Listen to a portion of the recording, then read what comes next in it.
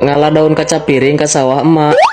Aktivitas budak bujang sapopoe di lembur. Halo guys, di dieu mah lamun arek ka sawah teh ripuh jalana, jika keur di gunung naik turun. Komo ayeuna usum miji hujan lalesang, karunya teh lamun keur usum panen manggulan pare sakarung-sakarung bari nanjak. Next urang tereh nyampe ka saung, karena emang lumayan jauh ti imah pasawahana, jadi rada lila nyampe na. Tah daun kaca piring teh meuni harejo marontok. Orang Sunda mah pasti arapal meureun kana daun kaca piring, sapira kunan teu apal mah, karena daun kaca piring sok dipake ubar ku kolot baheula mah. Biasana lamun boga budak muriang, kolot teh sok ngarala daun kaca piring, dibejak jeung cai terus disaring, diinumkeun ka budak nu gering. Ieu urang ngala daun kaca piring teh jeung nyen cincau, karena emang keur laleutik sok nyen cincau tina daun kaca piring. Marane sok nyarieun tara keur laleutik nyen cincau tina daun kaca piring terus diendekkeun lamun geus beres teh. Mun geus ngendek tinggal dipotongan, dicampur gula beureum terus pake es. Urang rek balik heula. See you next vlog.